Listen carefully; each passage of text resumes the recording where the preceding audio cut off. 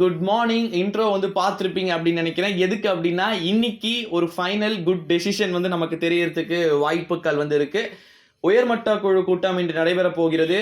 10 மற்றும் 11ஆம் வகுப்பு மாணவர்களுக்கான ரிசல்ட் டேட்டை உறுதி செய்ய. ஏன்னா நம்ம இப்போ ரிசல்ட் டேட்ல வந்து காலடி எடுத்து வைத்து விட்டோம்.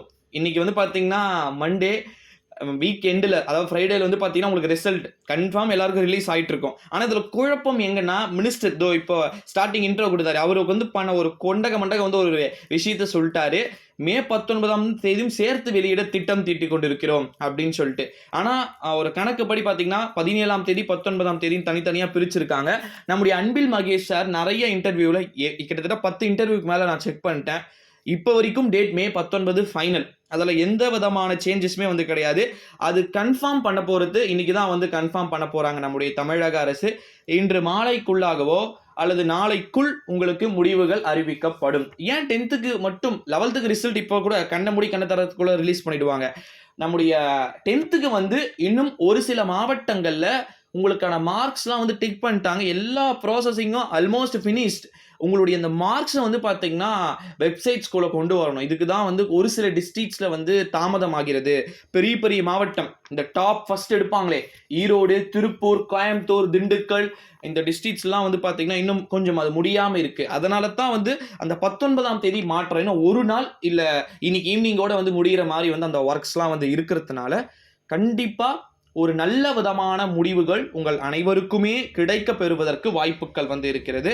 ஸோ இன்னொன்று, இன்னைக்கு ஈவினிங்குள்ளே அஃபிஷியலான நியூஸ் வரும் அப்படின்றதுனால ஈவினிங் வீடியோவும் ஒரு 7 o'clock வீடியோ இருக்குது. அதையும் வந்து மறக்காமல் வந்து செக் பண்ணுங்கள். 10 மற்றும் 11ஆம் வகுப்பு மாணவர்களில் ஓரளவு விடை எழுதியிருந்தாலே மார்க் கிடைக்கும். அதில் நேற்று நம்ம லைவ் போட்டோம். அதில் நிறைய பேர் வந்து கேட்டிருந்த ஒரு கேள்வி, ப்ரோ சோஷியல் சயின்ஸ் ரொம்ப டஃப்பாக இருந்துச்சு. ஏன் டஃப்பு? சோஷியலில் கிரேஸ் மார்க் கொடுத்துட்டாங்க. இங்கிலீஷ் டஃப்பாக இருந்துச்சு. இங்கிலீஷில் 3 மார்க் கிரேஸ் மார்க் கொடுத்துட்டாங்க. ஸோ அது மாதிரி 3-4 மார்க் கிரேஸ் மார்க் கொடுக்குற சப்ஜெக்ட்ஸ்லாம் நீங்கள் ஒரு 25 மார்க் கரெக்டாக எழுதியிருந்தீங்கனாலே பாஸ். எப்படி இருந்தாலும் பக்கத்து ஷீட்டில் பார்த்து எழுதிருப்பீங்க, எட்டி பார்த்து எழுதிருப்பீங்க. அடித்து கொஷின்ஸ் ஓரளவு விடை எழுத நீங்கள் முயற்சி எடுத்திருந்தாலே ஆல் பாஸ் அப்படின்னு சொல்லிட்டு போன வருஷமே வந்து அன்பில் மகேஷ் சொல்லிட்டாரு.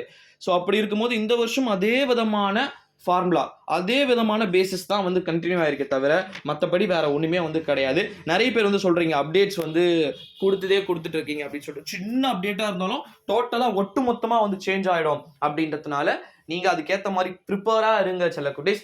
நம்ம சேனலுக்கு நீங்கள் புதிய வியூவராக இருந்தீங்கன்னா மறக்காமல் நம்ம சேனல் வந்து சப்ஸ்கிரைப் பண்ணிக்கோங்க. லைவ் இருக்குப்பா ஃப்ரைடே, மேபி ஒரு 4 hour 5 hour வந்து சிறப்பு நேரலை வந்து இருக்கிறது.